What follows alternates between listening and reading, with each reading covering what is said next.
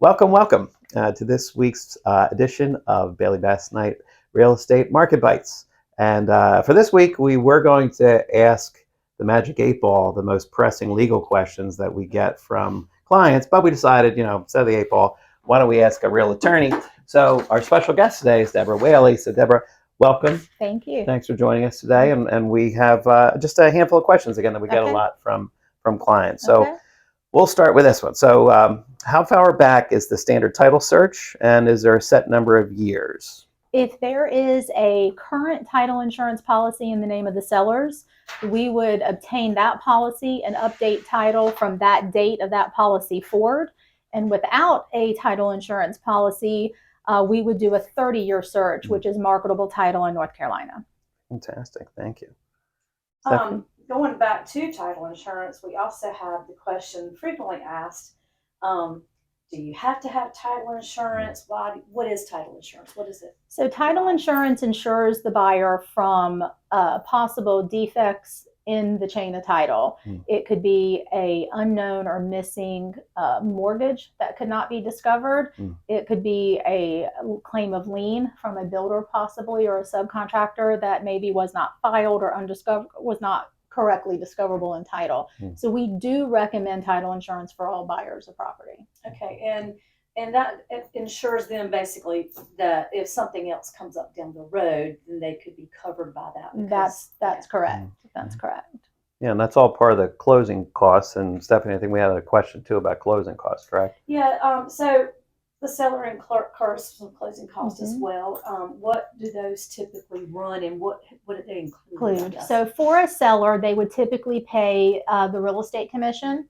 They would pay the revenue stamps, which is based on the purchase price, and it goes on the deed as a some people call it a transfer tax. Okay. It is $2 per thousand of the purchase price. Okay. And they would also pay the deed prep fee or the seller doc prep fee, and that can range anywhere from $300 to $400 depending on the office and how much is involved in the deed prep. Okay. And then there's some prorated taxes and HOA fees. And then they pay whatever they may owe on something, mortgage or whatever. That's right. So they would pay off their existing mortgage. Some sellers do not realize that an equity line or a line of credit is also considered a lien on the property. So any second or mortgage would also have to be paid off.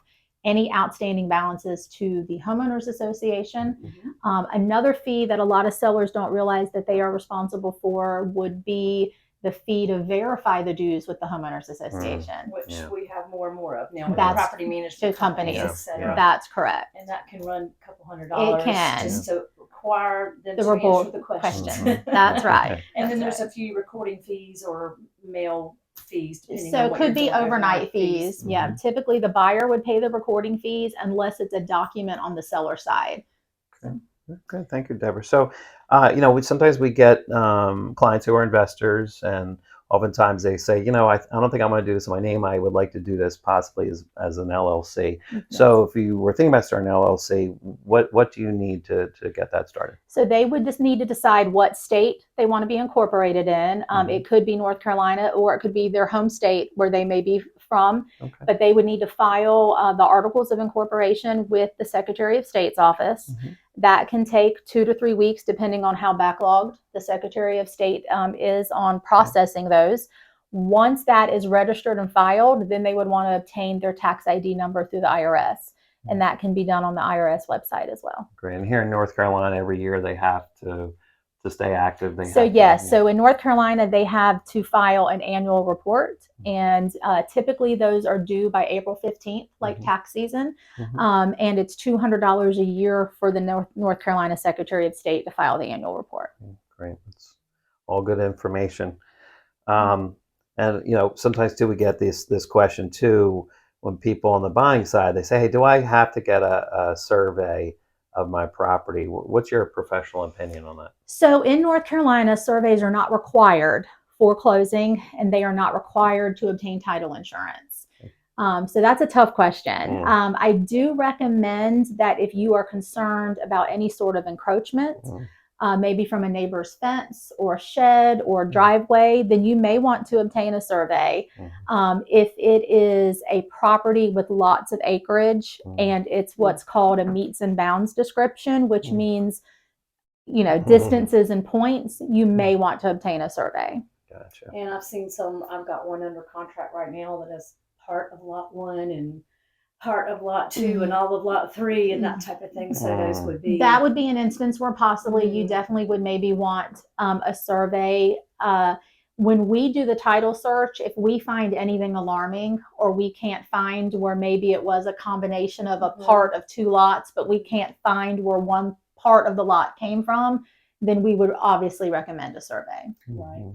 And a lot of our plan developments and things like that, they're pretty clear and they record plat maps. Yes. And you may not know where the corners are. And I personally had to go out and get some lots, some points located so I could put a fence up and know that I was putting it up in the correct place.